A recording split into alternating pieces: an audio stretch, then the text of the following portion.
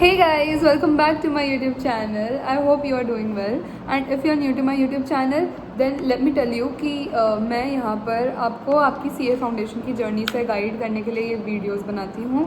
और I have cleared my CA foundation in first attempt with a study of 45 days.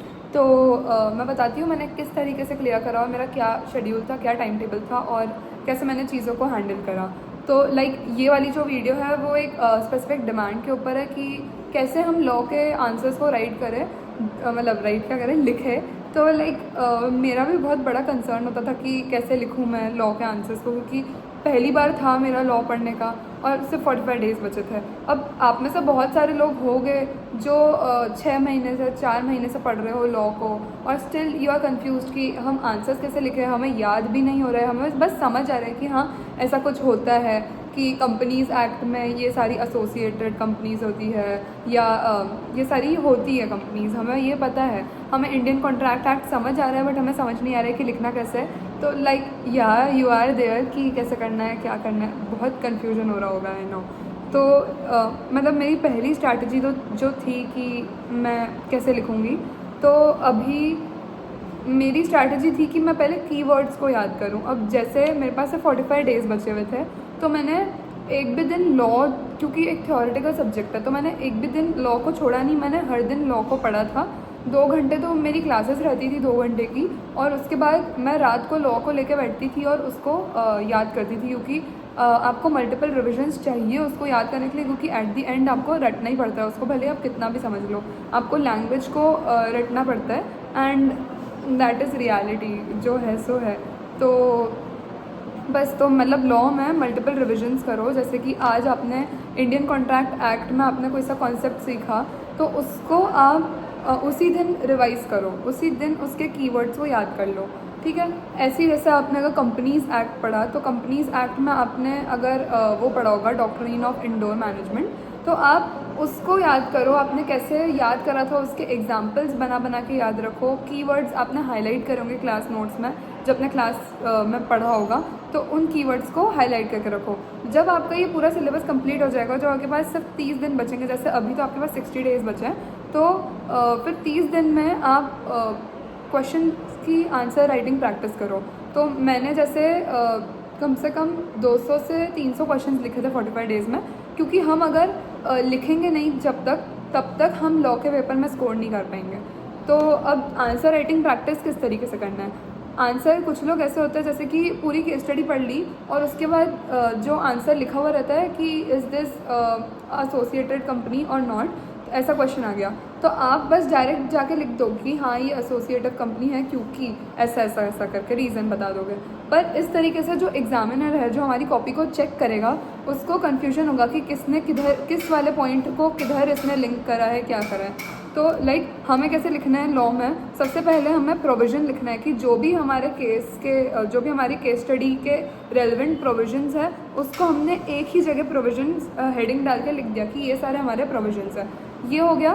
फिर उसके बाद हमें फैक्ट ऑफ द केस लिखना है. फैक्ट ऑफ द केस मतलब जो भी उस केस स्टडी में जो भी हुआ है उसको छोटा मोटा करके एकदम शॉर्ट स्टोरी बना के लिख दी यहाँ पे. वैसे वो इतना इंपॉर्टेंट नहीं रहता है, अगर आप चाहो तो लिख सकते हो. जैसे 4 मार्क के क्वेश्चन के लिए रेलेवेंट नहीं होता है, बट अगर 6-7 मार्क्स के लिए आ रहा है तो देन तो आपको केस लॉ मतलब फैक्ट ऑफ द केस भी लिखना है. फिर उसके बाद हमको केस लॉ लिखना है. जैसे बोल्टन वर्सेस जोन्स है, जैसे ऐसे केस लॉज होते हैं तो उसके हमारे पास कुछ कंक्लूजन्स होते हैं, तो उसको भी आप लिख सकते हो. बाकी अगर आपको याद नहीं रहता है कोई बात नहीं, उसको लिखना इतना कंपलसरी नहीं है. और उसके बाद सीधे आंसर लिख दिया. आंसर में हमने फर्स्ट पॉइंट लिखा कि फर्स्ट पॉइंट हमारा ये होने वाला है कि इसका आंसर ये है. मतलब सॉरी मैं समझा नहीं पाई, एक मिनट में वापस आपको समझाती हूँ. जैसे आंसर्स लिखना है. अब जैसे क्वेश्चन आए हमारे पास, क्वेश्चन नंबर 8 आया, तो क्वेश्चन नंबर 8 में हमारे पास ABC क्वेश्चन होगा. एक केस स्टडी दे के रखेंगे और उसके बाद A question, B question, C question ऐसा दे के रखेंगे और उनका आंसर्स पूछेंगे. तो आपने सबसे पहले प्रोविज़न लिख दिया कि आपके इस केस स्टडी में कौन से प्रोविजंस आपके हिसाब से लग रहे हैं, वो लिख दिया. फिर उसके बाद आपने अपना फैक्ट ऑफ द केस लिखा कि जो भी फैक्ट है आपका, आपने वो लिख दिया. फिर आंसर में जब आप पहुँचोगे तो आंसर में आपको कैसे लिखना है कि A पॉइंट ए पॉइंट का आंसर है ए करके लिख दिया कि yes it is a subsidiary company या येस एलएलपी, जो भी है आप अपने हिसाब से देख लेना। तो इससे क्या होगा, इसका बेनिफिट मैं आपको बताती हूँ। जैसे कि अब जो एग्जामिनर रहते हैं उनके पास इतना टाइम नहीं रहता है, उनके पास बहुत सारी आंसर शीट्स रहती है, आंसर कॉपीज़ रहती है जो उनको चेक करनी होती है। तो उनके पास इतना टाइम नहीं रहता कि वो हर चीज़ जा के ढूंढे कि कैसा क्या कहाँ लिखा है इसमें। तो हमारे पास एक, अगर हम ऐसे प्रेजेंट करेंगे तो हमारे पास एक बेनिफिट रहेगा कि हमने प्रोविजन स्टार्टिंग में लिखा है, तो जो भी एग्जामिनर रहेगा, जो भी हमारी कॉपी चेक करेगा, उसको पता चल जाएगा कि हाँ इसने यहाँ पे प्रोविजन लिखा है, यहीं पे जाकर सबसे पहले प्रोविजन देख लो, तो आपको यहाँ के मार्क्स तो मिलेगा। अब जैसे ही आपने हेडिंग डाली आंसर्स, तो उसको पता चल जाएगा कि यहाँ पे उसने आंसर्स लिखा है, तो अगर उसको आंसर चेक करना है तो वो आंसर चेक करे। एग्जामिनर को जितना हम कंफ्यूज करेंगे उतने कम हमारे मार्क्स आएंगे, ऐसी मेरी थ्योरी थी कि जितना हम एग्जामिनर को कंफ्यूज करेंगे उतने हमारे कम मार्क्स आएंगे। इससे बेटर है उनको पूरी थाली परोस के दे दो, मतलब उनको लगा के दे दो कि ये लो आप, यहाँ पे ये लिखा है, यहाँ पे ये लिखा है, यहाँ पे ये लिखा है, आपको जो लेना है आप ले लो, वैसा वाला चीज़। और मतलब जैसे अगर आपको लॉ में पास होना है, क्योंकि कुछ बच्चे ऐसा करते हैं कि वो लोग सोचते हैं कि एक क्वेश्चन हम अच्छे से पूरा अटेम्प्ट करेंगे, पूरा इतना अच्छे से, मतलब जो बेस्ट आता होगा हम वो करके आएंगे और उसको बहुत ही अच्छे से लिखेंगे कि आपको फुल नंबर्स आ जाए। मतलब अगर 15 मार्क का क्वेश्चन है वो पूरा फर्स्ट क्वेश्चन, तो आपको उसमें फुल मार्क्स आ जाए। बट आई वुड से कि दैट इज़ डेफिनेटली इम्पॉसिबल कि आपको एक पूरा क्वेश्चन में फुल मार्क्स आ जाए। तो मेरी ये स्ट्रैटेजी थी कि मुझे थोड़े थोड़े मार्क्स हर क्वेश्चन में चाहिए।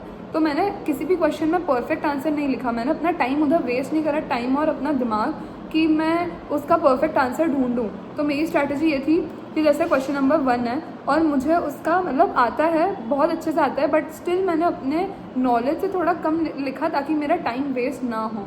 फिर ऐसे ही करके मैंने पूरे 100 मार्क्स का अटेम्प्ट करा। तो अब अगर मान के चलो, अगर उन्होंने स्टैंडर्ड डिडक्शन के हिसाब से भी अगर 3 नंबर हर क्वेश्चन में भी काटे, तो हमारे पास पास होने जितने मार्क्स आ जाएंगे। ये मेरी थ्योरी थी। फिर बाकी इसके अलावा तो मैंने कुछ और नहीं सोचा था। जो भी अगर डाउट है आपको राइटिंग में, तो मैं आपको यही बोलूँगी कि हर क्वेश्चन को लिख के प्रैक्टिस करो और उसके प्रोविजंस तो लिख ही लो। प्रोविजंस लिखोगे तो तुम्हें याद रहेगा कि क्या प्रोविजन था। डॉक्ट्रिन ऑफ इंडोर मैनेजमेंट के की पॉइंट्स बना लो। जैसे मैं आपको मेरी कॉपी शो करूँगी इसके बाद, तो मैंने किस तरीके से लिखा था मैं आपको वो भी बताती हूँ। एग्ज़ाम कॉपी नहीं, मैंने नोट्स जैसे बनाए थे, तो आपको उससे आइडिया लग जाएगा। और कैसे आंसर लिखना है वो भी मैं आपको वीडियो में ऐड कर दूँगी कि किस तरीके से लिखना है। बस तो ये 4 पार्ट्स में आंसर को डिवाइड करने की हैबिट डाल लो। और अभी जो भी आंसर्स लिख रहे हो उनको पैराग्राफ फॉर्म में मत लिखो, ऑब्वियसली उनको पॉइंट्स में लिखना।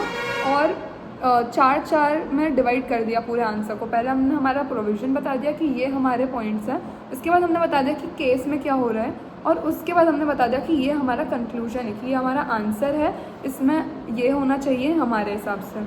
और जो भी आपको बोलते हैं कि लॉ में आपको पूरा वर्ड टू वर्ड लिखना है, आप अपने मन से बिल्कुल भी नहीं लिख सकते हो, तो मतलब वो मेरे हिसाब से सही नहीं है। क्योंकि मैंने भी अपनी पूरी आंसर शीट में मन से लिखा था, बट स्टिल मैंने उसमें कीवर्ड्स को इंक्लूड करा था। एट दी एंड में उनको कीवर्ड से मतलब है और अच्छी लॉ की लैंग्वेज से मतलब है, कि वो आपकी लैंग्वेज को जज कर रहे हैं कि किस तरीके से ये लॉ को इंटरप्रीट कर रहे हैं। तो वो हमारा था। बाकी तो अच्छा ही है।